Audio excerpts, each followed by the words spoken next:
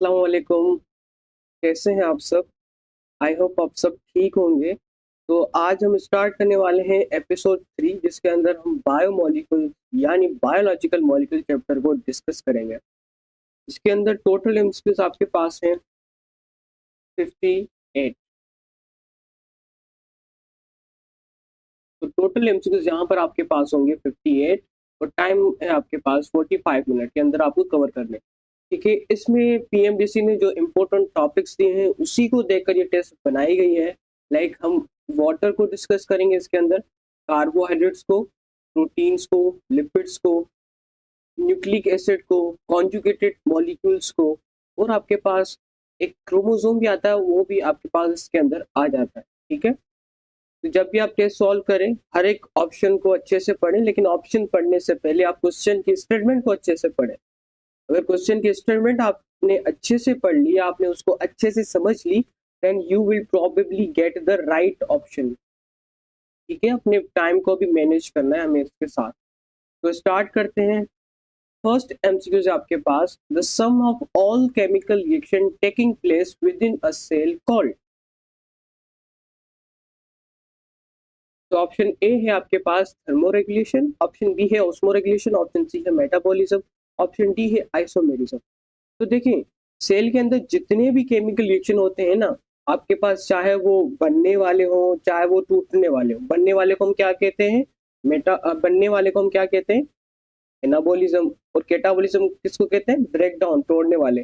तो सेल के अंदर आपके पास ये जितने भी केमिकल रिएक्शन होते हैं उन सबको कंबाइन करके हम एक नाम देते हैं, हम उसे एक टर्म देते हैं जिसको हम क्या कहते हैं, मेटाबॉलिज्म। तो यहाँ पर राइट ऑप्शन क्या होगा, सी होगा। ठीक है, तो बेसिकली जब जो भी आपके पास सेल के अंदर जितने भी रिएक्शंस हो रहे हैं, टूटने वाले और बनने वाले कौन से होते हैं, उसे हम कहते हैं एनाबॉलिज्म। ठीक है, एनाबॉलिज्म में क्या होता है आपके पास, बिल्डअप होता है। ठीक है, और आपके पास कैटाबॉलिज्म, जिसमें क्या होता है, ब्रेकडाउन होता है।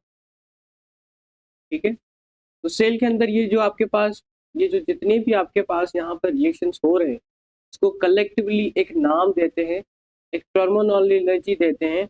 उस टर्म को क्या कहते हैं, उस टर्मिनोलॉजी को हम कहते हैं मेटाबॉलिज्म। तो यहाँ पर राइट ऑप्शन जो होगा that will be the C option.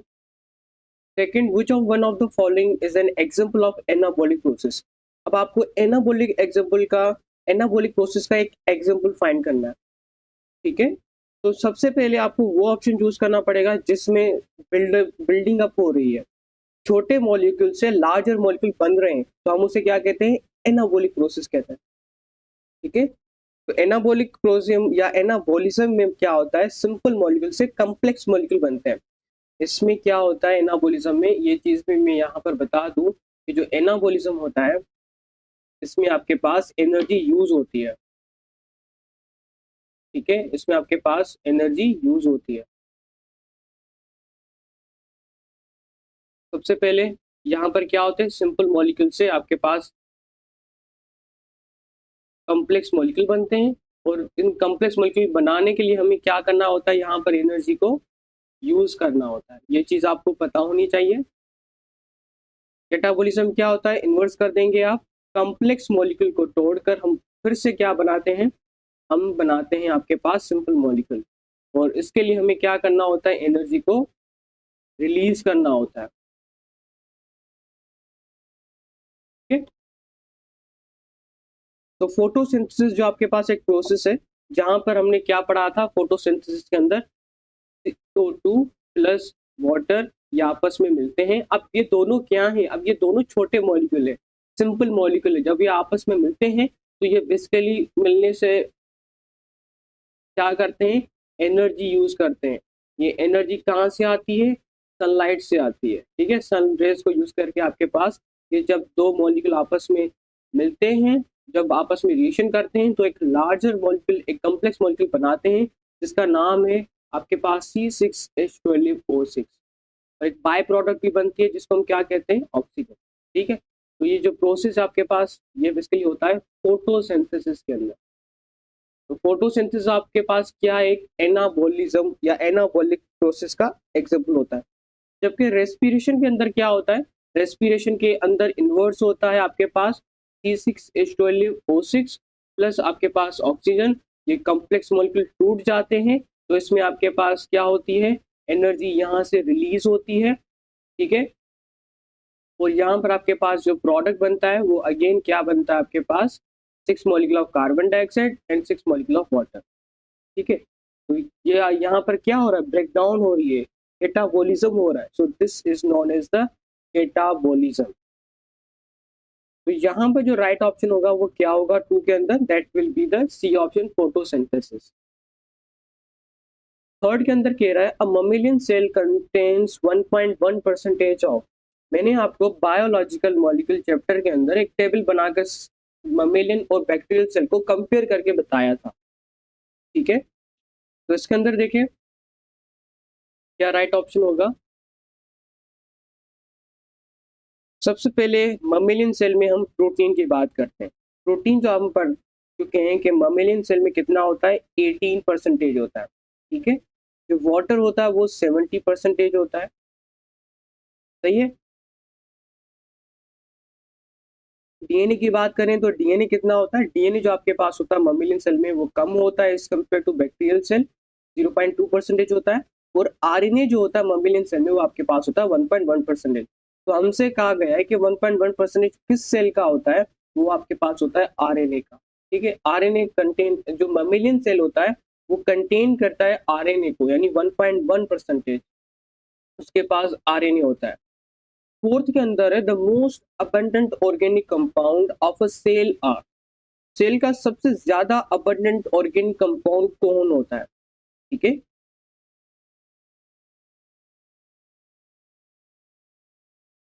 अब यहाँ पर जो स्टूडेंट्स हैं वो वाटर को लेकर कंफ्यूज करते हैं कि सर यहाँ पर वाटर ऑप्शन होगा। देखिए जो वाटर आपके पास होता है ये बेसिकली एक इनऑर्गेनिक है, क्या है आपके पास, इनऑर्गेनिक।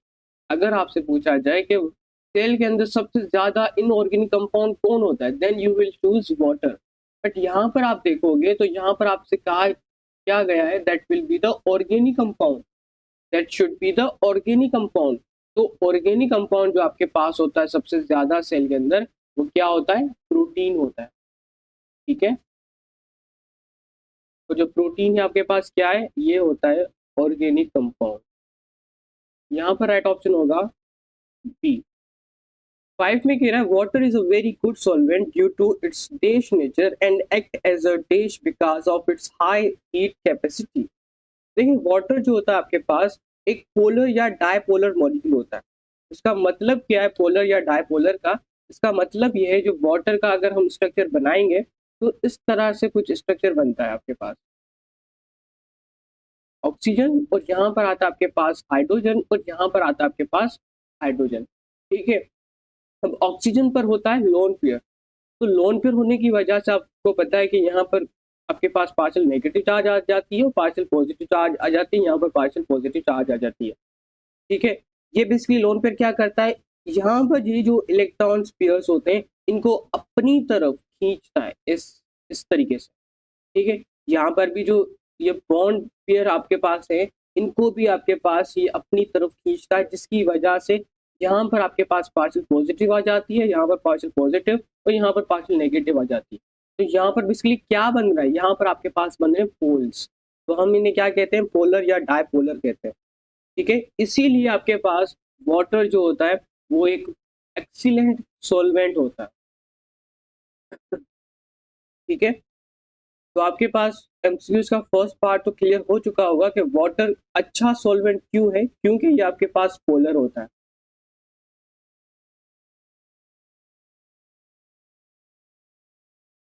ठीक है। अब यहाँ पर देखें ऑर्गेनिक है ये तो गलत है, आयोनिक है ये भी गलत है, पोलर है, पोलर तो है बट किस नेचर का, डायपोलर है। तो यहाँ पर आपके पास बेस्ट ऑप्शन क्या होगा, that should B dipolar nature. अब यहाँ पर आपके पास ऑप्शन ये यही बनेगा, लेकिन मैं आगे का भी आपको एक्सप्लेन करूंगा कि आगे चलकर आपके पास क्या होगा। देखें आपके पास ये डायपोलर नेचर होने की वजह से इसकी जो हीट कैपेसिटी होती है वो क्या होती है, हाई होती है, अब इसकी जो हाई हीट कैपेसिटी की वजह से इसका जो टेम्परेचर है वो आपके पास क्या रहता है, वो रहता है स्टेबल। ठीक है, जब स्टेबल रहता है इस वजह से हम वाटर को थर्मो स्टेबलाइजर भी कहते हैं। 6 नंबर में कह रहा है water molecule remain attached to each other because of, एक वाटर मॉलिक्यूल दूसरे वाटर मॉलिक्यूल के साथ अटैच होता है, किस वजह से?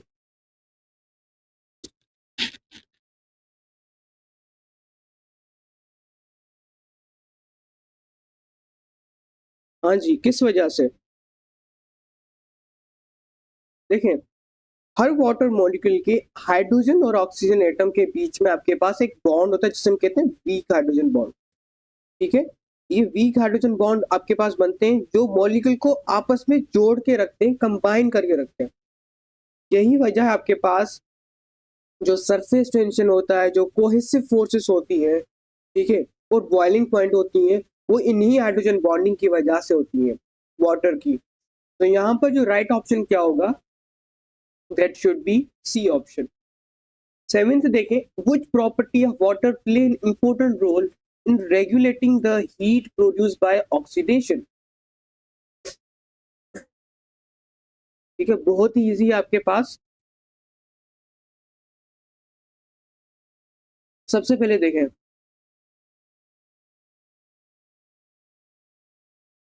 सबसे पहले देखें आपके पास जो भी सेल होता है ना, तो उसके अंदर देखोगे, ठीक है, सेल होता है ना, तो उसके अंदर क्या होता है, उसके अंदर होता है आपके पास ऑक्सीडेशन रिएक्शन। क्या होता है? Oxidation reaction. ठीक है, और ये ऑक्सीडेशन रिएक्शन क्या करते हैं आपके पास, ये बेसिकली प्रोड्यूस करते हैं हीट को। क्या करते हैं? प्रोड्यूस करते हैं हीट को। अच्छा, इसका एग्जांपल देख लें। इसका एग्जांपल होता है रेस्पिरेशन। तो रेस्पिरेशन भी आपके पास एक ऑक्सीडेशन रिएक्शन होता है, और ये सेल के अंदर होता है जिसकी वजह से ये प्रोड्यूस करते हैं हीट को। ठीक है, अब वाटर की बात करें तो वाटर की हाई हीट कैपेसिटी इस हीट को एब्जॉर्ब कर लेती है। ठीक है, अगर इस सेल के आसपास अगर हम बात करें,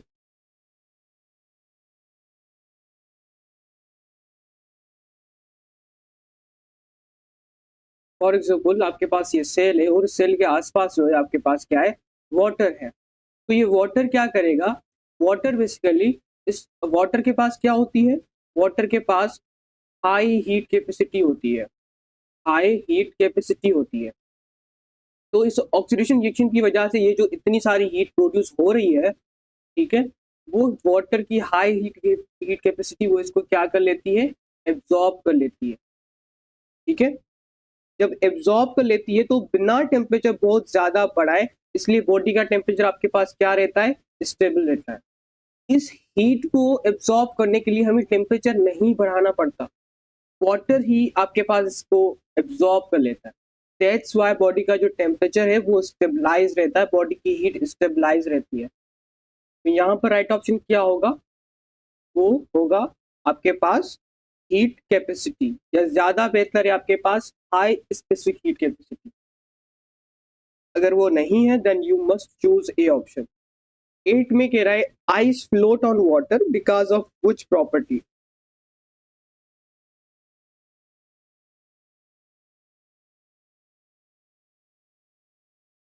हाँ जी, राइट ऑप्शन क्या होगा? चले देखते हैं।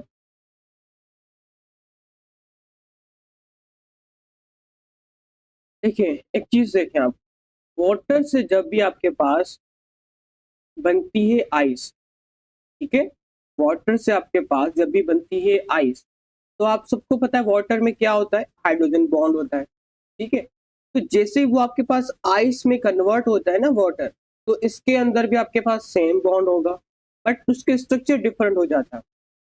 ठीक है, अगर हम आइस के स्ट्रक्चर को देखेंगे तो ये बेसिकली एक फिक्स्ड हेक्सागोनल स्ट्रक्चर बना के रखता है, फिक्स्ड हेक्सागोनल स्ट्रक्चर बना के रखता है। ठीक है, आइस के अंदर इस टाइप का स्ट्रक्चर होता है।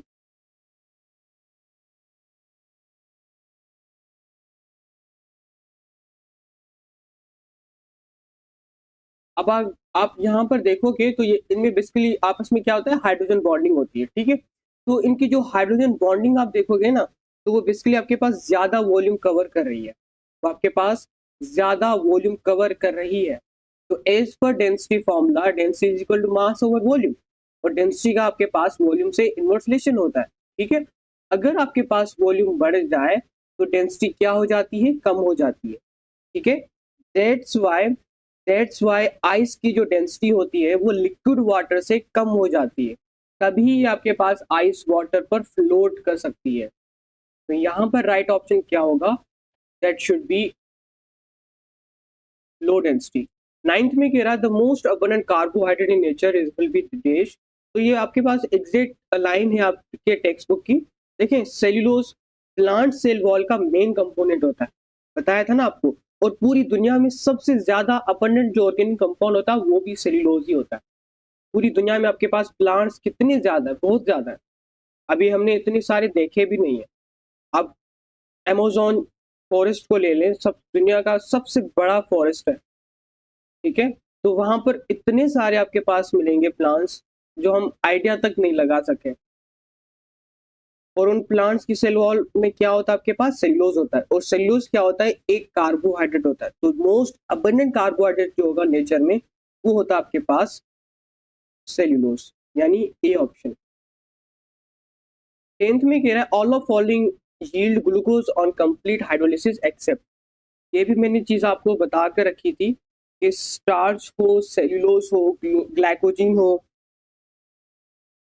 तीनों आपके पास देते हैं क्या, ये ग्लूकोज मोनोमर से बनते हैं। इसलिए हाइड्रोलिसिस पे ये आपको हमेशा ग्लूकोज ही देंगे।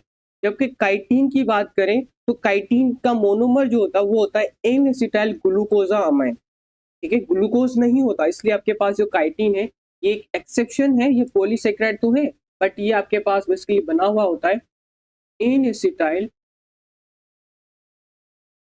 ग्लूकोजा अमाइन मोनोमर से। आगे आपके पास है 11th, glucose combine with dash to form milk sugar. अब सबसे पहले देखेंगे मिल्क शुगर होती क्या है।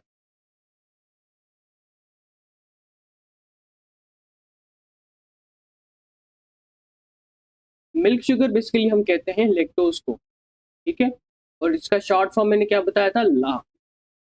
ला के अंदर आपके पास क्या आती हैं, दो चीजें आती हैं। एक आता है ग्लू और दूसरा क्या आता है आपके पास, गेल आता है। ग्लू का मतलब ग्लूकोज और गेल का मतलब गैलेक्टोज। ठीक है, जब ये दोनों आपके पास मिलते हैं तब जाकर बनता है लेक्टोज।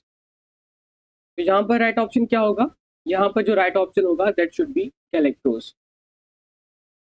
12 में कह रहा है formation of a trisaccharide involve the release of how many water molecule. देखें, ये भी आपके पास सिंपल है बट थोड़ा सा ट्रिकी एमसीक्यू है। ट्राइसैकेराइड की बात करें, ट्राइसैकेराइड, सैकेराइड्स बेसिकली हम वर्ड यूज करते हैं कार्बोहाइड्रेट्स के लिए। ठीक है, तो ट्राइसैकेराइड्स में आपके पास कितने मोनोमर्स जुड़ते हैं, आपके पास इसमें टोटल 3 मोनोमर्स कंबाइन होते हैं। 3 मोनोमर्स कंबाइन होते हैं। ठीक है, और हर ग्लाइकोसिडिक बॉन्ड बनने पर आपके पास क्या रिलीज होगा, हर ग्लाइकोसिडिक बॉन्ड बनने पर आपके पास रिलीज होता है वाटर मॉलिक्यूल। ठीक है, अगर एक ग्लाइकोसिडिक बॉन्ड बना है तो एक वाटर मॉलिक्यूल रिलीज होगा, अगर दूसरा बना है तो फिर अगेन एक वाटर मॉलिक्यूल और रिलीज होगा। ठीक है, तो हर ग्लाइकोसिडिक बॉन्ड बनने पर आपके पास एक वाटर मॉलिक्यूल रिलीज होता है। और जब वाटर मॉलिक्यूल रिलीज होता है उस प्रोसेस को हम क्या कहते हैं, डिहाइड्रेशन या कंडेंसेशन रिएक्शन कहते हैं। ठीक है, वाटर रिलीज हो रहा है या हम कहते हैं रिमूव हो रहा है, तो ये आपके पास क्या है, ये हम प्रोसेस कहते हैं डिहाइड्रेशन। डिहाइड्रेशन का दूसरा नाम क्या होता है, कंडेंसेशन होता है। ठीक है, तो 3 शुगर को जोड़ने के लिए 2 बॉन्ड चाहिए। फॉर एग्जांपल आपके पास ये 3 मोनोसेक्राइड्स हैं, एक ये है आपके पास, दूसरा ये है और तीसरा ये है। ठीक है, फर्स्ट आपके पास क्या है, ये है, सेकंड ये है और तीसरा ये है। ठीक है, कोई भी शुगर सब।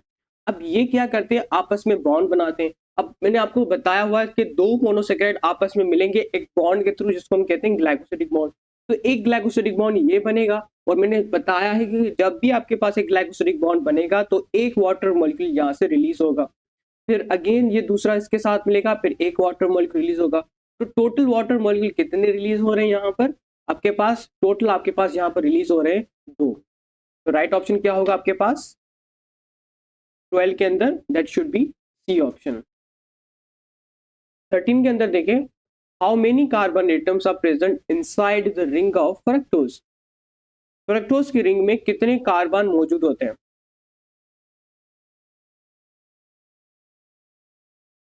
ये जो रिंग स्ट्रक्चर का जो मैंने आपको कार्बोहाइड्रेट के अंदर लेक्चर दिया था, वहां पर मैंने डिटेल से बताया हुआ है, ठीक है। अगर किसी ने नहीं देखा तो काइंडली वो जरूर देख ले वन टाइम अपने एमडीकेट एग्जाम से पहले, ताकि जो भी चीजें हैं ना रिंग के स्ट्रक्चर से रिलेटेड वो कवर हो जाए आपकी। मैं उसकी टीम को बोलकर लिंक डिस्क्रिप्शन में भी ऐड करवा दूंगा, कमेंट सेक्शन में भी ऐड करवा दूंगा, आप देख सकते हैं वहां पर जाकर, ठीक है। तो नाउ फ्रक्टोज की बात करते हैं। फ्रक्टोज आपके पास एक शुगर होती है, कार्बोहाइड्रेट होता है, मोनोसेक्राइड होती है बेसिकली ये, और फ्रक्टोज आपके पास बेसिकली 5 मेंबर रिंग बनाता है। 5 member ring, 5 member ring structure बनाता है, और मैंने नाम दिया था इस 5 मेंबर रिंग स्ट्रक्चर को, that should be the furanose. तो ये बेसिकली फ्यूरानोज रिंग बनाता है, ठीक है। अब इस फ्यूरानोज रिंग को हमने वहां पर डिस्कस किया था कि इसके अंदर क्या होता है। इसके अंदर बेसिकली आपके पास 4 कार्बन एटम्स होते हैं, 4 कार्बन एटम्स होते हैं, प्लस एक ऑक्सीजन एटम होता है,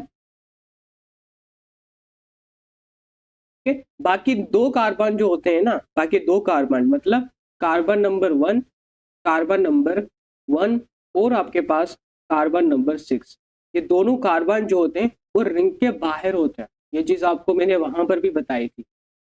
ये दोनों कार्बन जो होते हैं वो रिंग के आउटसाइड होते हैं, वो रिंग के बाहर होते हैं, ठीक है। फ्यूरानोज रिंग बेसिकली इसमें आपके पास 4 कार्बन आ जाते हैं, और यहाँ पर आपके पास एक ऑक्सीजन आ जाता है उस रिंग स्ट्रक्चर के अंदर, ये मैं बात कर रहा हूँ अंदर की। बाकी बाहर जो आ जाते हैं वो 2 कार्बन आ जाते हैं, कार्बन नंबर 1, कार्बन नंबर 6। तो यहाँ पर आपसे क्या पूछ रहा था, आपसे पूछ रहा था कि which of the following carbons are present outside the ring of fructose। तो वो कौन सा होता है, एक फर्स्ट कार्बन होता है और दूसरा 6th कार्बन होता है, ठीक है। तो यहाँ पर राइट ऑप्शन क्या होगा आपके पास,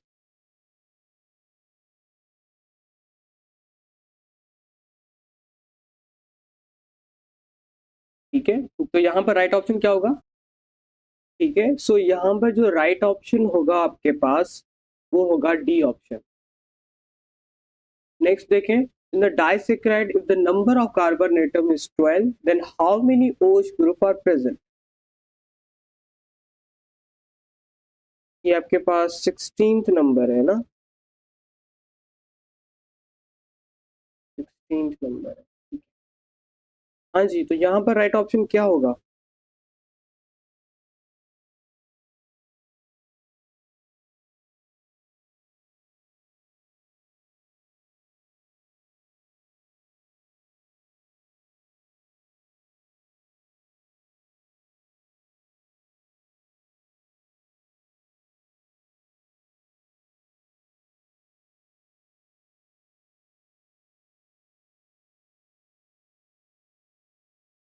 हम ये सारे एमसीक्यू स्किप कर चुके हैं ना, तो चलो 13 से देखते हैं। How many carbon atom present inside the ring of fructose. Fructose ring के अंदर कितने कार्बन एटम प्रेजेंट होते हैं। अभी भी मैंने आपको बताया कि रिंग के अंदर आपके पास सिर्फ और सिर्फ कितने होते हैं, ये देख लें यहाँ पर आपके पास कितने होते हैं, आपके पास होते हैं 4 कार्बन एटम्स होते हैं रिंग के अंदर, और एक ऑक्सीजन एटम होता है, ठीक है। तो यहाँ पर जो राइट ऑप्शन क्या होगा आपके पास, वो होगा सी ऑप्शन। 14 के अंदर है which of the following polysaccharide is abundantly present in the human muscles। हमारे मसल्स के अंदर जो abundantly प्रेजेंट होता है वो क्या होता है, कौन सा पॉलीसेक्राइड होता है। देखिए मसल्स और लिवर में आपके पास ग्लूकोज को ग्लाइकोजन के अंदर कन्वर्ट किया जाता है ताकि उस ग्लाइकोजन को हम स्टोर कर सकें ग्लूकोज की फॉर्म में, ठीक है। तो ये बेसिकली एनिमल का स्टोरेज कार्बोहाइड्रेट होता है। तो यहाँ पर राइट ऑप्शन क्या होगा, ग्लाइकोजन होगा। 15 के अंदर कह रहा है pick out the odd one, यहाँ पर एक आपके पास एक ऐसी टर्म दी हुई है जो कि आप बाकी से मैच नहीं करते, ठीक है। सेल्यूलोज, एगर, पेक्टिन, ये तीनों आपके पास क्या है? ये तीनों आपके पास पॉलीसेकेराइड है, बट जो गैलेक्टोज है इट इज अ मोनोसेकेराइड। तो ये आपके पास एक ऑड स्टेटमेंट है। 16 में आपके पास कह रहा है which of the following carbon are present outside the ring of fructose. ये अभी अभी मैंने आपको नीचे बताया है, कार्बन नंबर 1 और कार्बन नंबर 6 जो होते हैं आपके पास आउटसाइड द रिंग होते हैं फ्रक्टोज के। 17 अब देखें क्या है आपके पास 17 में। 17 में कह रहा है डाइसेक्राइड है आपके पास, जिसमें टोटल नंबर ऑफ कार्बन 12 है यानी 12 है। Then how many OH group are present. तो यह भी बहुत इजी है आपके पास। तो देखें अब 12 कार्बन वाली डाइसेक्राइड कौन होती है? 12 कार्बन वाली डाइसेक्राइड कौन सी हमने पढ़ी थी? हमने पढ़ी थी इस डाइसेक्राइड को, क्या पढ़ा था? हाँ जी, दैट शुड बी सुक्रोज या सुक्रोज, जो भी आपको इजी लगे। तो यहाँ पर इसका जो फॉर्मूला अगर मैं यहाँ पर आपको बताऊं तो ये होता है C12H22O11, ठीक है। तो यहाँ पर देखें इसके पास टोटल कार्बन कितने होते हैं? 12 होते हैं, ठीक है। अब इसमें से आपके पास, इसमें मैंने स्ट्रक्चर बनाकर वहां पर बताया था लेक्चर में, टोटल 8 फ्री OH ग्रुप होते हैं, ठीक है। ये 8 आपके पास फ्री OH ग्रुप होते हैं। देखिए ग्लाइकोसिडिक बॉन्ड बनने की वजह से कुछ OH ग्रुप आपके पास यूज हो जाते हैं। दैट्स वाई जो फ्री बाकी रहते हैं वो कितने होते हैं आपके पास? वो होते हैं 8, ठीक है। तो यहाँ पर आपके पास राइट ऑप्शन क्या होगा? वो होगा 8। बाकी जो है आपके पास वो ग्लाइकोसिडिक बॉन्ड बनाने की वजह से वो फ्री नहीं रहते, वो यूज हो जाते हैं बॉन्ड में। 18 में आपके पास कह रहा है which of the following is non reducing sugar। आपको नॉन रिड्यूसिंग डाइसेक्राइड शुगर बतानी है, ठीक है।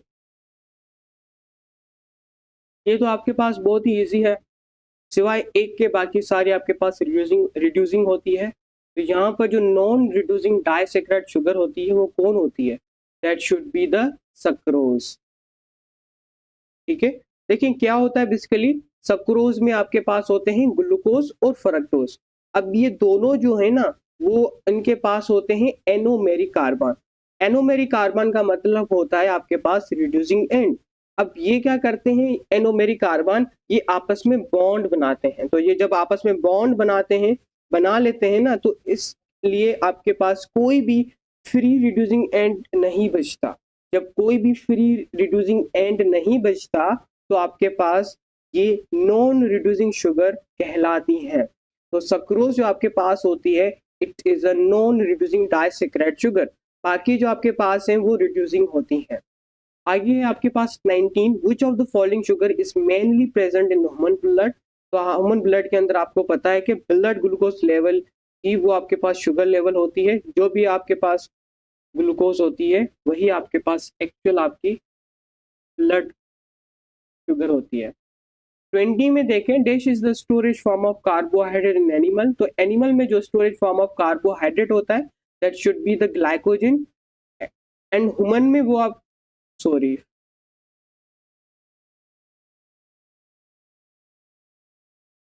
सॉरी ये नहीं होगा, आप जो कह रहे हैं ना स्टार्च, स्टार्च नहीं होगा, ठीक है।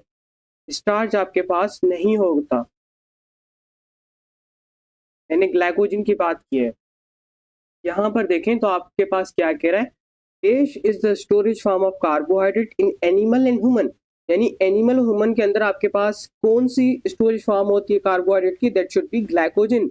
जो कि प्लांट में जाकर किसके इक्वल होती है? वो आपके पास इक्वल होती है स्टार्च के। तो यहाँ पर जो राइट ऑप्शन होगा ना वो डी होगा। 21 all are character of monosaccharide except. तो ऐसे टाइप के क्वेश्चन के अंदर मेरी यही रिकमेंडेशन है, you should start from the D option. तो डी में कह रहा है कि monosaccharide are very simple and very sweet in taste. Yes, ये बात बिल्कुल आपके पास जो है वो सही है। सी में कह रहा है प्राइमरी प्रोडक्ट ऑफ फोटोसिंथेसिस, ये बात भी बिल्कुल आपके पास सही है। डाइजेशन बाय अमाइलेज एंजाइम, ये बात भी बिल्कुल गलत है। क्यों? क्योंकि मोनोसेक्राइड, अगर बात की जाए मोनोसेक्राइड की, तो मोनोसेक्राइड मैंने आपको बताया कि ये सबसे सिंपलेस्ट फॉर्म ऑफ शुगर होती है। ये already simple form of sugar है, इससे कम आपके पास हम इसको सिंपल नहीं कर सकते। ठीक है, तो इन्होंने कहा है कि हम इसे इस शुगर को भी डाइजेस्ट कर सकते हैं। तो डाइजेस्ट नहीं कर सकते आप मोनोसेक्राइड को। डाइजेस्ट क्यों करते हैं? डाइजेस्ट इसलिए करते हैं ताकि उसको और भी सिंपल फॉर्म में कन्वर्ट किया जाए। बट मोनोसेक्राइड ऑलरेडी आपके पास सिंपल फॉर्म है, then how can we convert it this into the simplest form again? So this is impossible and this is the right option. क्योंकि आपसे पूछा गया था कि सारे ऑप्शन जो है आपके पास वो मोनोसेक्राइड शुगर के कैरेक्टर्स हैं, उनकी एबिलिटीज हैं, सिवाय एक ऑप्शन के, तो वो आपके पास होगा बी ऑप्शन। 22 में देखें, विच of the following sugar is R component of nucleic acid. तो मैंने बताया हुआ है दो शुगर होती हैं, एक आपके पास होती है डीएनए में अंदर डीऑक्सीराइबो शुगर, और आपके पास दूसरी होती है आरएनए के अंदर, जिसको हम कहते हैं राइबो शुगर। और ये दोनों शुगर जो आती हैं वो आती हैं पेंटोसिस की कैटेगरीज के अंदर। तो यहाँ पर राइट ऑप्शन होगा सी होगा। How many type of amine acid present in the cell, ये एग्जैक्ट नंबर मैंने आपको बताया था, तो राइट ऑप्शन क्या होगा? 20 होगा। 24 में कह रहा है a globular protein consisting of more than one polypeptide chain has dish. एक ग्लोबुलर प्रोटीन है जिसके पास एक से ज्यादा पॉलीपेप्टाइड चेन है। तो ऐसी प्रोटीन को हम कौन सा स्ट्रक्चर बनाती है? तो ऐसी प्रोटीन बेसिकली आपके पास बनाती है क्वाaternary स्ट्रक्चर। इसका अगर मैं एग्जांपल आपको दूं, so your haemoglobin is a type of quaternary protein, या क्वाaternary स्ट्रक्चर होता है इस प्रोटीन का। 25 में है a protein having a secondary structure possess. एक प्रोटीन जिसके पास सेकेंडरी स्ट्रक्चर होता है उसके पास क्या होता है, वो आपसे पूछा गया है। ठीक है, तो ये मैंने आपको बताया था, जो सेकेंडरी स्ट्रक्चर होता है like alpha helix, beta pleated sheets, इनमें क्या होता है? हाइड्रोजन बॉन्ड होते हैं, और हाइड्रोजन बॉन्ड की वजह से आपके पास ये प्रोटीन्स बनती हैं। ठीक है, तो ये आप यहाँ पर राइट ऑप्शन क्या होगा आपके पास 25 में? That should be A option. 26 में all of following are example of fibrous protein except. सारी आपके पास फाइब्रस प्रोटीन है सिवाय एक के। अगर सिल्क की बात की जाए, सिल्क फाइबर, केराटिन, फाइब्रिन, तो इनके नाम से देखेंगे तो आपके पास ये इलोंगेटेड स्ट्रक्चर्ड प्रोटीन होती हैं, यानी फाइब्रस प्रोटीन होती हैं। But if we talk about the myoglobin it is a type of the globular protein. ठीक है, and the myoglobin basically it is a type of tertiary protein which is present in your muscles, जो कि आपके पास oxygen को store करके रखती है for the muscles. 27 में आपके पास which of the following is the complex which of following is a complex of globular protein with a non-proteinous material। ये भी बहुत ही इजी है आपके पास, याद है मैंने आपको पढ़ाया था कोऑर्डिनरी स्ट्रक्चर प्रोटीन के अंदर हीमोग्लोबिन को। तो हीमोग्लोबिन का वहां पर मैंने स्ट्रक्चर बताया था जिसके अंदर कुछ नॉन प्रोटीनियस मटेरियल भी थे, एक फिगर मैंने आपको वहां पर दिखाई थी। ठीक है, तो हीमोग्लोबिन बेसिकली एक कॉन्जुगेटेड प्रोटीन होती है जिसमें प्रोटीन पार्ट भी आ जाता है जिसको हम कहते हैं ग्लोबिन, और इसके साथ आपके पास एक और non protein iron containing part भी आता है जिसको हम कहते हैं हीम। तो यहाँ पर राइट ऑप्शन क्या होगा? That should B haemoglobin. 28 में कह रहा है मसल हीमोग्लोबिन यानी मायोग्लोबिन पजेस। ये मैंने अभी भी आपको बताया, it possess the tertiary structure. तो यहाँ पर राइट ऑप्शन क्या होगा? बी होगा। 29 डिश आर डिफेंसिव प्रोटीन। जो डिफेंसिव प्रोटीन होती हैं वो क्या होती हैं? वो होती हैं आपके पास इम्यूनोग्लोबिन्स। ठीक है, वो आपके पास क्या होती हैं? वो आपके पास होती हैं इम्यूनोग्लोबिन्स। अगर एंटीबॉडी ना लिखा हो then you must choose the immunoglobin, दोनों एक ही चीज है। तो यहाँ पर राइट ऑप्शन क्या होगा? एंटीबॉडीज। ठीक है, यही प्रोटीन्स होती हैं जो आपके बॉडी को इन्फेक्शन से डिफेंड करती हैं, या आपके बेसिकली इम्यून सिस्टम का डिफेंसिव प्रोटीन्स कहलाती हैं। 30 के अंदर है the proteins of hairs, horns, feathers and other skin parts are dish. ये बेसिकली क्या करती हैं? स्ट्रक्चरल सपोर्ट देती हैं आपके इन स्ट्रक्चर्स को। तो इनको हम क्या कहते हैं? हम इन्हें कहते हैं स्ट्रक्चरल प्रोटीन। 31 के अंदर है identify the protein that can not be crystallise. और वो प्रोटीन जो क्रिस्टलाइज नहीं कर सकते हम उन्हें क्या कहते हैं? जी, मैंने आपको बताया भी था। देखिए, मैं बताता हूँ, देखिए जो आपके पास एंटीबॉडीज होती है ना, वो एंटीबॉडीज अपनी स्ट्रक्चरल वेरिएबिलिटी की वजह से इजीली क्रिस्टलाइज नहीं कर पाती, क्योंकि हमारी बॉडी के अंदर बहुत सारी एंटीजेंस होती हैं, और वो एंटीजेंस के लिए आपके पास डिफरेंट डिफरेंट एंटीबॉडीज होती हैं। ठीक है, अब उनको आपस में बाइंड होना पड़ता है, तो बेसिकली इनके पास क्या होता है, वेरिएबल स्ट्रक्चर होता है। तो वो क्या करता है, हर एक खास किस्म की एंटीजन के लिए एक खास किस्म का आपके पास एंटीबॉडी होती है। ठीक है, तो ये चीज़ आपको पता होनी चाहिए कि जो एंटीबॉडी होता है बेसिकली अपनी स्ट्रक्चरल वेरिएबिलिटी की वजह से हम उसे इजीली क्रिस्टलाइज नहीं कर पाते। जैसे कि हम एंजाइम में देखते हैं या हीमोग्लोबिन में देखते हैं, तो हम उसको क्रिस्टलाइज कर पाते हैं, क्योंकि वो अपने स्ट्रक्चर को वेरिएबल नहीं रखता, वो अपने स्ट्रक्चर को चेंज नहीं करता इतना ज़्यादा, बट एंटीबॉडीज करती हैं। ठीक है, तो A option should be right here. How many peptide bond are present in the insulin molecule? तो इंसुलिन के सबसे पहले हम बात करते हैं इंसुलिन की। इंसुलिन में क्या होता है, आपके पास दो चेन्स होती हैं। इंसुलिन में दो चेन्स होती हैं, और इंसुलिन कहाँ से आती है वो हम पढ़ते हैं पेनक्रियाज के अंदर। वहां से आपके पास मोस्टली बीटा सेल प्रोड्यूस करते हैं इंसुलिन को। और इंसुलिन के पास अगर स्ट्रक्चर देखेंगे, दो चेन्स होती हैं। एक आपके पास होती है अल्फा चेन होती है, और इस अल्फा चेन के पास होते हैं 21 अमाइनो एसिड, और दूसरी आपके पास होती है बीटा चेन। और बीटा चेन के पास कितने अमाइनो एसिड होते हैं, इनके पास होती हैं आपके पास 30 अमाइनो एसिड। तो टोटल अमाइनो एसिड कितने हुए, टोटल जो अमाइनो एसिड यहाँ पर हुए अगर आप देखोगे तो वो हुए 51 अमाइनो एसिड। ठीक है, ठीक है, हर चेन के अंदर पेप्टाइड बॉन्ड बनेगा, तो पेप्टाइड बॉन्ड के हिसाब से आपको बताने पड़ेंगे टोटल इसके अंदर पेप्टाइड बॉन्ड कितने होंगे। सही है, इसके लिए मैंने आपको एक फॉर्मूला भी दिया था, याद है किसी को? अगर याद नहीं है तो देख लें, मैं यहाँ पर बताता हूँ, ये बहुत ही इंपॉर्टेंट फॉर्मूला होने वाला है। ये आपके पास होता है n-1। ठीक है, n क्या होता है, टोटल 51 माइनस, नहीं ऐसा नहीं है, वेट वेट, यहाँ पर क्या है आपके पास, पेप्टाइड बॉन्ड आपको हर चेन के हिसाब से फाइंड करने पड़ेंगे। तो हर चेन के हिसाब से अगर फाइंड करने पड़ेंगे तो n-1 करना पड़ेगा। सबसे पहले अल्फा चेन में फाइंड करना पड़ेगा, तो 21 है आपके पास अल्फा चेन के अंदर, -1 करेंगे आपके पास आएगा 20। ठीक है, और यहाँ पर आपके पास 51, आपके पास इसमें कितने बीटा चेन में 30 हैं, तो 30-1 करेंगे कितना आएगा आपके पास, 29 आएगा, है ना। तो 20 और 29 को आप ऐड कर दें, ऐड करने के बाद कितना आता है आपके पास, 49 आते हैं। तो जो पेप्टाइड बॉन्ड होता है आपके पास इंसुलिन के अंदर वो कितना होता है, 49 होता है। ठीक है, ये ऑप्शन होता है। तो हर चेन के हिसाब से आपको ये फॉर्मूला पुट करना पड़ेगा, और ये फॉर्मूला पुट करने के लिए जो मैंने इन्फॉर्मेशन दी है, अल्फा चेन्स का पता होना चाहिए कितने अमाइनो एसिड्स होते हैं, बीटा चेन्स में कितने अमाइनो एसिड होते हैं, और टोटल अमाइनो एसिड कितने होते हैं, इन सब का आपको इन्फॉर्मेशन होनी चाहिए, जो कि ऑलरेडी मैंने आपको दी हुई है लेक्चर्स के थ्रू। 33 के अंदर है, usually a polypeptide chain bends and fold upon itself to form a globular shape. This is the proteins.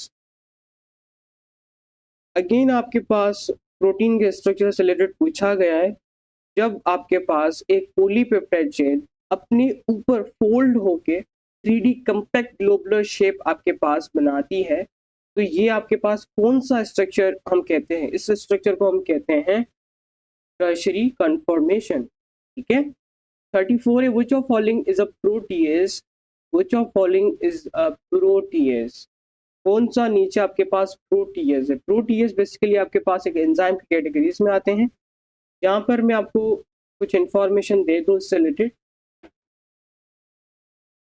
आपको डाइजेशन के चैप्टर में भी काम आएगी।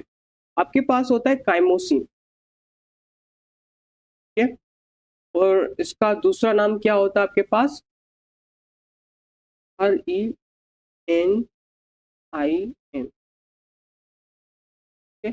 रेनिन। रेनिन या काइमोसिन एक ही बात है। तो काइमोसिन या रेनिन आपके पास एक प्रोटीन डाइजेस्टिंग एंजाइम होता है। ठीक है, ये आपके पास प्रोटीन डाइजेस्टिंग एंजाइम होता है, ठीक है, जो कि आपके पास मिल्क प्रोटीन, जो आपके पास मिल्क प्रोटीन होती है जिसको हम क्या कहते हैं, लीजीन, ठीक है, ये इस मिल्क प्रोटीन को क्या करती है, ब्रेक डाउन करती है, उसको तोड़ देती है, ठीक है। तो ये चीज आपसे पूछी गई थी इस एमसीक्यूज के अंदर 34 के अंदर कि कौन सा आपके पास प्रोटीएज है। जो प्रोटीएज एक ऐसा एंजाइम होता है जो किसी भी प्रोटीन को तोड़ता है, ब्रेक करता है। तो वहाँ यहाँ पर जो आपके पास दिया गया है वो है रेनिन, जिसका दूसरा नाम क्या है, थाइमोसिन, जो आपकी बेसिकली प्रोटीन को डाइजेस्ट करता है। और ये किस प्रोटीन को डाइजेस्ट करता है, ये बेसिकली मिल्क प्रोटीन को डाइजेस्ट करता है। 35 के अंदर है it is an amino acid and also the part of phospholipid. तो यहाँ पर बेसिकली सीरीन एक ऐसा अमाइनो एसिड होता है जो प्रोटीन्स में भी यूज होते हैं और फॉस्फोलिपिड में भी यूज होते हैं। फॉस्फोलिपिड में हमने कहाँ पर पढ़ा था, फॉस्फोटिडाइल सीरीन के हेड में। तो यहाँ पर आपके पास कौन सा है, यह अमाइनो एसिड सीरीन है। 36 में है the myelin sheath of neuron is composed of. जो माइलिन शीथ होती है इसके लिए एक लिपिड कवर्ड शीथ होती है और ये इंसुलेटिंग होती है। ये यहाँ से नर्व इम्पल्स पास नहीं करती, इसलिए नहीं करती क्योंकि ये लिपिड से बनी हुई होती है, ठीक है। तो न्यूरॉन के एग्जाम के अराउंड माइलिन शीथ मोस्टली आपके पास जो बनी हुई होती है वो एक खास किस्म के लिपिड से बनी हुई होती है जिसको हम क्या कहते हैं, सफिंगोलिपिड्स कहते हैं, ठीक है। और ये सफिंगोलिपिड्स ही होते हैं जो आपके पास इंसुलेशन प्रोवाइड करते हैं। और फास्ट नर्व इम्पल्स कंस्ट्रक्शन होती है वो भी इन्हीं लिपिड्स की वजह से होती है। 37 में how many double bond are present in the oleic acid. Oleic acid में कितने आपके पास डबल बॉन्ड होते हैं, हाँ जी। देखिए ओलिक एसिड जो आपके पास होता है ये एक मोनोसैचुरेटेड फैटी एसिड होता है, ठीक है। तो इसमें जो डबल बॉन्ड्स होते हैं वो होते हैं आपके पास एक। Which of the following can not form a biopolymer, कौन सा बायपॉलीमर नहीं बनाएगा। अगर अमाइनो एसिड की बात करें तो ये बायपॉलीमर बनाता है, कैसे बनाता है, दो अमाइनो एसिड आपस में मिलेंगे तो आपके पास बायोपॉलीमर, ठीक है। तो अमाइनो एसिड जब आपस में मिलेंगे तो आपके पास ये जो बायोपॉलीमर बनाता है उसको हम क्या कहते हैं, उसको हम कहते हैं प्रोटीन्स। न्यूक्लियोटाइड की बात करें तो न्यूक्लियोटाइड जब आपस में मिलते हैं बनाते हैं बॉन्ड तो ये बेसिकली कौन सा बायोपॉलीमर बनाता है, ये बनाता है न्यूक्लिक एसिड। मोनोसैकेराइड आपस में मिलते हैं तो बायोपॉलीमर कौन सा बनाता है, पॉलीसेकेराइड्स बनाते हैं, ठीक है, या कार्बोहाइड्रेट्स बनाते हैं।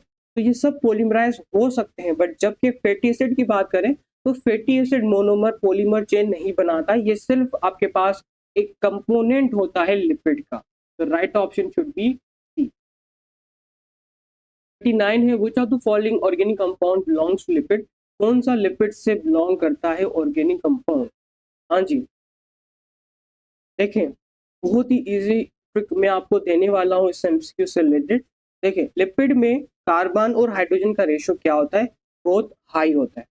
ये चीज़ मैंने आपको पढ़ाई थी लेक्चर में कि कार्बन और हाइड्रोजन का जो रेशियो होता है वो लिपिड के अंदर हाई होता है, ठीक है। और ऑक्सीजन आपके पास क्या होता है, ऑक्सीजन कम होता है, लोअर होता है, ठीक है। तो यहाँ पर आप एक ऐसा आपको चूज करना है ऑर्गेनिक कंपाउंड जिसके अंदर कार्बन हाइड्रोजन ज़्यादा हो और ऑक्सीजन कम हो। तो इसके अंदर हम देखते हैं ए ऑप्शन के अंदर, तो ए ऑप्शन के अंदर हमें कार्बन 18 नजर आ रहे हैं, हाइड्रोजन 32 नजर आ रहे हैं, ऑक्सीजन 16 नजर आ रहे हैं, ठीक है। बी देखें कार्बन उससे भी ज़्यादा, हाइड्रोजन उससे भी ज़्यादा, ऑक्सीजन कम, ये ऑप्शन मुझे सही लग रहा है। लेकिन सी ऑप्शन को भी देख लेते हैं, यहाँ पर 300 500 ऑक्सीजन उससे भी ज़्यादा है 250, तो ये ऑप्शन गलत है, ऑक्सीजन कम होने चाहिए एज पर डिस्कशन। सो यहाँ पर देखें कार्बन 42, हाइड्रोजन इतने, ऑक्सीजन और भी आपके पास ज़्यादा है, इसमें नाइट्रोजन भी इन्वॉल्व हो रहा है जो कि यहाँ ऑप्शन नहीं बन सकता। तो राइट ऑप्शन क्या बनेगा आपके पास, वो बनेगा बी। 40 के अंदर है it is the precursor of bile acid, और बाइल एसिड मैंने आपको बताया था बेसिकली एक कोलेस्ट्रॉल होता है जिसको हम क्या कहते हैं, एक स्टीरॉयड। कोलेस्ट्रॉल क्या होता है आपके पास, एक स्टीरॉयड होता है। ये आपके पास लिवर में क्या करता है, बाइल एसिड को बनाता है, ठीक है। अब बाइल एसिड बनाने के लिए प्रीकर्सर के तौर पर जो काम आता है वो बेसिकली कौन होता है, कोलेस्ट्रॉल होता है। और वो कोलेस्ट्रॉल आपके पास कौन होता है, it should be the steroid. 41 के अंदर कह रहा है लाइपेज कैन हाइड्रोलाइज, लाइपेज नाम से देखें लिपिड से रिलेटेड है, तो ये हाइड्रोलाइज कर सकता है किसको, लिपिड्स को। तो लाइपेज एंजाइम आपके पास चाहे ट्राइग्लिसराइड्स हो, चाहे टर्पिनोइड्स हो, चाहे वैक्सीस हो, सब टाइप के लिपिड बॉन्ड को आपके पास ये हाइड्रोलाइज कर सकता है। सो यहाँ पर राइट ऑप्शन होगा D. All of following biomolecule are nutritious except, सारे आपके पास न्यूट्रिशियस है सिवाय एक के। जबकि हमने बात की थी न्यूक्लिक एसिड की, ये न्यूट्रिशन नहीं देता बॉडी को, बल्कि ये क्या करता है, ये जेनेटिक इंफॉर्मेशन से रिलेटेड होता है। तो राइट ऑप्शन होगा डी।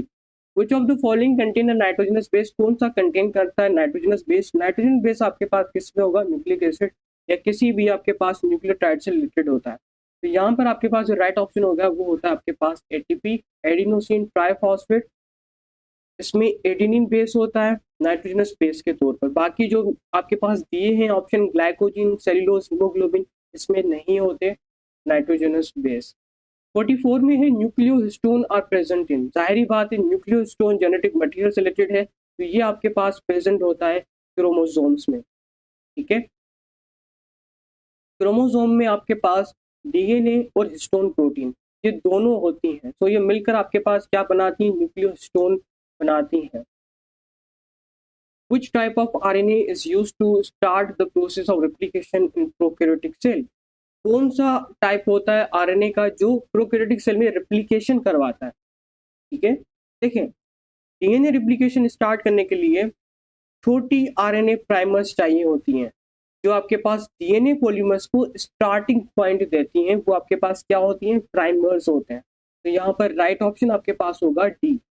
46 के अंदर है which type of RNA is catalytic in nature, तो ये आपके पास जो कैटालिटिक इन नेचर होता है वो बेसिकली होता है राइबोसोमल आरएनए, जो कि हमने एंजाइम के चैप्टर के अंदर डिस्कस किया था इंट्रोडक्टरी पैराग्राफ के अंदर। 47 में है most of the cellular secretions क्या होती हैं, कि मैंने बेसिक चीज़ आपको बताई थी कि सेल से सिक्रीट होने वाला ज़्यादातर जो मॉलिक्यूल होता है, जैसे आपके पास म्यूकस हो चुके हैं, आपके पास हार्मोन्स हैं, आपके पास एंटीबॉडीज़ है, ये बेसिकली क्या होती हैं, ये बेसिकली होती हैं ग्लाइकोप्रोटीन्स। 48 में है the type of conjugate molecule present in ribosome, जो राइबोसोम में होता है हम उसे क्या कहते हैं, हम उसे कहते हैं न्यूक्लियोप्रोटीन। ठीक है, राइबोसोम में क्या होता है, राइबोसोम में दो चीजें होती हैं, राइबोसोमल आरएनए होता है और दूसरा क्या होता है, प्रोटीन्स होती हैं। ठीक है, इनका अगर आप कॉन्जुगेट करोगे तो आपके पास क्या बनता है, न्यूक्लियोप्रोटीन बनता है। 49 difference in concentration by percentage of inorganic ion in prokaryotic and mammalian cell stage। अगर आप डिफरेंस लोगे इनऑर्गेनिक आयन का प्रोकैरियोटिक वर्सेस ममेलियन सेल में, तो क्या डिफरेंस आएगा वो आपसे पूछा गया है। दोनों टाइप के सेल में इनऑर्गेनिक आयन की परसेंटेज रफली सिमिलर होती है, तो इनका अगर आप डिफरेंस देखोगे तो सिर्फ 1% का डिफरेंस आता है। तो यहाँ पर राइट ऑप्शन क्या होगा आपके पास, वो होगा डी। नेक्स्ट है आपके पास which of following rank the molecule in correct order by size. अब हमें साइज के अकॉर्डिंग इनको करेक्ट ऑर्डर में लिखना है। Protein, water, glucose, sucrose. हाँ जी, करेक्ट ऑर्डर में क्या होगा, यानी आपको लार्जेस्ट मॉलिक्यूल से स्मॉलेस्ट मॉलिक्यूल की तरफ जाना। अब स्मॉलेस्ट मॉलिक्यूल कौन सा होता है, सबसे पहले वाटर होता है ना, तो लार्जेस्ट आपके पास यहाँ पर क्या होगा हमें नहीं पता, कोई बात नहीं। सबसे पहले स्मॉलेस्ट मॉलिक्यूल कौन होता है, लास्ट में कौन आएगा, वाटर आएगा। तो लास्ट वाला ऑप्शन जो लिखा हुआ है वो लिखा हुआ है सी में, बट हम फिर भी देखते हैं ग्लूकोज और सक्रोज के दरमियान में। ग्लूकोज जो होता है वो बेसिकली मोनोमर होता है, मतलब एक ही शुगर से बना होता है, लेकिन सक्रोज होता है वो दो शुगर से बनकर बना होता है, जो कि आपके पास होती है एक ग्लूकोज और दूसरी होती है फ्रक्टोज। ये जब दोनों मिलती हैं फिर जाकर बनता है आपके पास सक्रोज। वो प्रोटीन जो है वो हजारों की तादाद में आपके पास मोनोमर्स होते हैं, वो जब आपस में मिलते हैं फिर प्रोटीन्स बनता है। तो ये प्रोटीन सबसे लार्जेस्ट साइज में होता है। ठीक है, तो राइट ऑर्डर क्या होगा आपके पास, वो होगा सी ऑप्शन। 51 में है the primary fuel for respiration will be. देखिए बॉडी रेस्पिरेशन के लिए सबसे पहले आपके पास किसको यूज करती है, ग्लूकोज को यूज करती है। तो ग्लूकोज आपके पास क्या है, ग्लूकोज एक शुगर है, और शुगर हम किसे कहते हैं, कार्बोहाइड्रेट्स को कहते हैं। 52 में है all of following are example of homopolysaccharide except. सारे एग्जांपल है होमोपोलीसेक्राइड के सिवाय एक के। अगर मैं सेल्यूलोज की बात करूं, अगर मैं स्टार्च की बात करूं, अगर मैं बात करूं आपके पास ग्लाइकोजन की, तो ये तीनों जो आपके पास पॉलीसेकेराइड्स हैं ये बने हुए होते हैं एक मोनोमर से, उस मोनोमर का नाम है ग्लूकोज। तो ये तीनों जो है वो आपके पास एक ही मोनोमर से बने हैं जिसको हम क्या कहते हैं, ग्लूकोज। दैट्स वाई हम इन्हें होमोपॉलीसेकेराइड्स भी कहते हैं। जबकि पेप्टिडोग्लाइकन की बात की जाए तो पेप्टिडोग्लाइकन दो डिफरेंट यूनिट्स का बना हुआ होता है। इसमें आपके पास एक शुगर होता है तो दूसरा आपके पास अमाइनो एसिड आता है, इसलिए आपके पास जो पेप्टिडोग्लाइकन है वो होमो नहीं बल्कि हेटेरोपॉलीसेकेराइड्स होता है। तो राइट ऑप्शन क्या होगा यहाँ पर, वो होगा पेप्टिडोग्लाइकन। 53 में है ऑल आर कार्बोहाइड्रेट एक्सेप्ट, तो यहाँ पर आपके पास काइटिन भी आपके पास क्या है, कार्बोहाइड्रेट है, ठीक है, पेक्टिन भी है, एगर भी है, लेकिन क्यूटिन जो है आपके पास वो कार्बोहाइड्रेट नहीं है। क्यूटिन क्या है सर, क्यूटिन आपके पास एक फ्लेक्सीलिपिड सब्सटेंस होता है जो प्लांट की क्यूटिकल में होता है, ये कार्बोहाइड्रेट नहीं होता। ठीक है, 54 में है this is an example of conjugated molecule of lipid. अब ये आपके पास ट्रिकी क्वेश्चन है, कौन सा एग्जांपल है कॉन्जुगेट मॉलिक्यूल ऑफ लिपिड का। बात की जाए कॉन्जुगेट मॉलिक्यूल की, जब आपके पास लिपिड से कोई भी आपके पास लाइक कोई प्रोटीन मिलता है या शुगर मिलती है तो जाकर बनता है कॉन्जुगेट मॉलिक्यूल ऑफ लिपिड। जैसे ग्लाइकोलिपिड हो गया आपके पास, ठीक है। तो यहाँ पर इन्होंने जस्ट पूछा है कॉन्जुगेट मॉलिक्यूल ढूंढना है लिपिड का, तो आपके पास कौन होता है, वो होता है आपके पास ग्लाइकोलिपिड। अगर वो कहता आपके पास कॉन्जुगेट मॉलिक्यूल ढूंढना है प्रोटीन का, तो वो आपके पास क्या होता, ग्लाइकोप्रोटीन होता।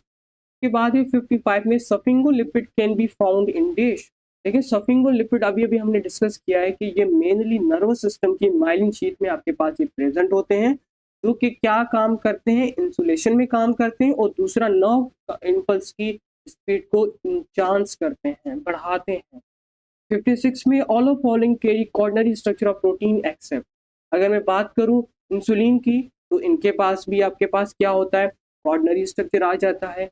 जब मैं बात करूं एंटीबॉडीज की, हीमोग्लोबिन की, तो इनके पास भी आ जाता है। बट मायोग्लोबिन जो आपके पास होती है, इनके पास सिर्फ एक सिंगल चेन होती है, दैट्स वाई ये आपके पास टर्शियरी स्ट्रक्चर तक लिमिटेड होते हैं। 57 में देखें, inside red blood cell hemoglobin is synthesized from systolic ribosome. Each nascent linear alpha chain and beta chain of hemoglobin synthesized by ribosome shown base structure. ये भी बहुत ही सिंपल है, आपसे पूछा गया है, बहुत ही सिंपल है आपके पास। देखें, जब राइबोसोम से जब राइबोसोम पर आपके पास पॉलीपेप्टाइड चेन न्यूली सिंथेसाइज हो रही होती है, यहाँ पर जो वर्ड यूज किया है ना नेसेंट, नेसेंट का मतलब है न्यूली, नेसेंट का क्या मतलब है, वो है न्यूली। जब भी आपके पास राइबोसोम पर न्यू पॉलीपेप्टाइड चेन्स के पास न्यू पॉलीपेप्टाइड चेन्स जब जब आपके पास सिंथेसाइज हो रही होती हैं, जब बन रही होती हैं, तो फोल्डिंग अभी नहीं हो रही, अभी इन पॉलीपेप्टाइड चेन की फोल्डिंग नहीं होती, ये सिर्फ अमाइनो एसिड सीक्वेंस होती हैं। ये सिर्फ आपके पास क्या होती हैं, अमाइनो एसिड सीक्वेंस होती हैं। और ये जो आप सीक्वेंस देख रहे हो वो किस स्ट्रक्चर के अंदर है, वो बेसिकली लीनियर स्ट्रक्चर के अंदर है। और ये जो लीनियर स्ट्रक्चर है आपके पास, वो किस कैटेगरीज के अंदर आता है, वो आपके पास आता है प्राइमरी की कैटेगरी के अंदर। तो उनका स्ट्रक्चर कौन सा होता है आपके पास, वो होता है प्राइमरी। 58 में कह रहा है C4H4N2O2, ये तो मैंने आपको बताया था, फॉर्मूला सारे लिखाए थे, याद है किसी को, नहीं, ये आपके पास थायमिन का फॉर्मूला नहीं है, थोड़ी सी चेंजिंग है बट ये थायमिन का फॉर्मूला नहीं है। ठीक है, यूरासिल नाम तो सुना ही होगा आपने। यूरासिल कहाँ पर होता है, यूरासिल आपके पास आरएनए में मिलता है, ठीक है। ये आपके पास जो फॉर्मूला है C4H4N2O2, ये चीज मैंने आपको इस तरीके से बताई थी, 4422 4422, ये आपके पास किसका होता है, ये होता है आपके पास यूरासिल का। आप जो बोल रहे हैं ना थायमिन, वो थायमिन का दूसरा फॉर्मूला होता है, थोड़ी सी चेंजिंग होती है, ठीक है। ये थायमिन का होता है C5H6N2O2, ये मैंने आपको बताया था थायमिन का 5622 डबल टू भी कह सकते हैं आप, लेकिन यूरासिल का फॉर्मूला कैसा बताया था मैंने, 4422। यहाँ पर आपके पास बायोमोलिक्यूल्स के 58 MCQs सारे आपके सिलेबस से कंप्लीट हो चुके हैं।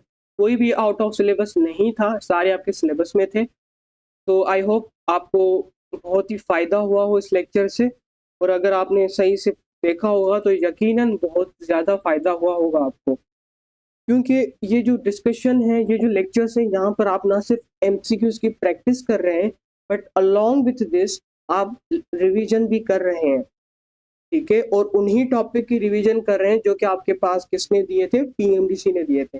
ये भी आपके लिए एक बहुत ही बड़ा फ़ायदा है, ठीक है? This is all about the today's lecture. फिर हम स्टार्ट करेंगे चैप्टर नंबर 4 एपिसोड 4 के अंदर, जहाँ पर आपके पास हम सेल स्ट्रक्चर और फंक्शन को डील करेंगे डिटेल के साथ, रिवीजन भी साथ में करेंगे और एमसीक्यूज भी साथ में प्रैक्टिस करते रहेंगे, ठीक है?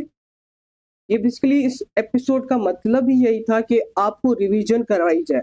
अगर मैं चाहता एमसीक्यूज ही आपको दिए जाएं और जस्ट एक्सप्लेनेशन के बिना आपको जस्ट कीज दी जाएं, ठीक है, आंसर स्क्रिप्ट दी जाए या कीज दी जाए, जो कि आप देखकर अपने आपको ये सेटिस्फाइड कर लेंगे कि सर ये इसका ये ऑप्शन सही था, इसका ये ऑप्शन सही था, बट आप वहां पर रिवीजन नहीं कर पा रहे। तो इस एपिसोड का मतलब ही यही है कि आप प्रैक्टिस के साथ चीज़ों को कनेक्ट करके पढ़ें। जब आप चीज़ों को कनेक्ट करके पढ़ते हैं तो वो चीज़ें आपके पास लॉन्ग टर्म के लिए आपकी लॉन्ग मेमोरी के अंदर सेव हो जाती हैं, ठीक है?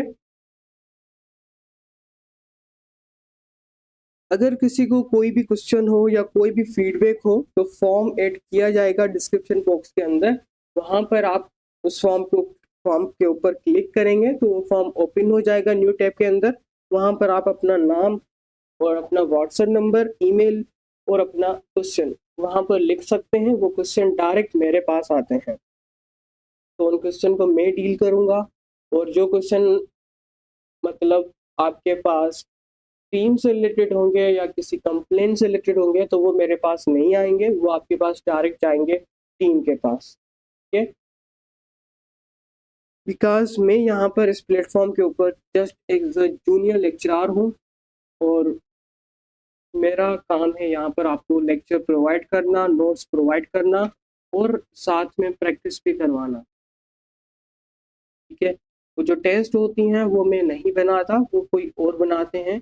इसी प्लेटफॉर्म के आपके पास एक सेपरेट टीम होती है, वो बनाती है। मेरा काम होता है आपको लेक्चर्स के थ्रू रिवीजन करवाना और उनके जो टेस्ट वो दे रहे हैं उनकी प्रैक्टिस करवाना, ठीक है?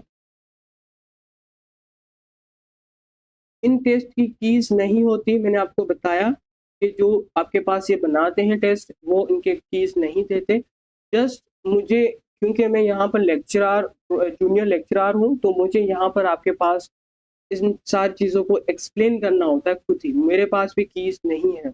जो भी आपके पास अभी अभी हमने देखी हैं ये सारी आपके पास कीज लिखी हुई हैं, हाईलाइट कर दी है मैंने, ये आप यहाँ पर देख सकते हैं, ठीक है? सेपरेट कीज नहीं बनाते, जो होता है आप लेक्चर्स के थ्रू वहाँ पर ही डिफाइन कर लेते हैं चीज़ों को, ठीक है? So this is all about the today's lecture. I hope you find a lot of new things, and कुछ चीज़ें होंगी जो आपको समझ में नहीं आई होंगी तो काइंडली आप कमेंट में, नहीं बल्कि फॉर्म है आपके पास, वहाँ पर फीडबैक की फॉर्म दिया होगा, वहाँ पर अपना क्वेश्चन को भी शेयर कर सकते हैं। आपके क्वेश्चन को ऑलमोस्ट 48 आवर्स के अंदर रिस्पॉन्स दिया जाएगा, ठीक है? क्वेश्चन में हो सके तो पर्सनल चीज़ें ना हो, अगर पर्सनल चीज़ें हुई तो आपका फॉर्म रिजेक्ट किया जाएगा। नेक्स्ट टाइम आपके फॉर्म कभी भी एक्सेप्ट नहीं होगा, आप ब्लैक लिस्ट में आ जाएंगे। सो मेक श्योर करें काम आपके पास ओनली एकेडमिक पर्पस के लिए हो। अगर पर्सनल काम है तो काइंडली किसी और से कांटेक्ट कीजिए। ये लेक्चर अपने दोस्तों के साथ ज़रूर शेयर कीजिएगा, और मैंने आपको बताया जितना आप सपोर्ट करेंगे उतनी ज़्यादा लेक्चर्स आपके लिए हम अपलोड करते जाएंगे। This is all about wishing you all the best. Thank you so much for the patient listening. Allah Hafiz.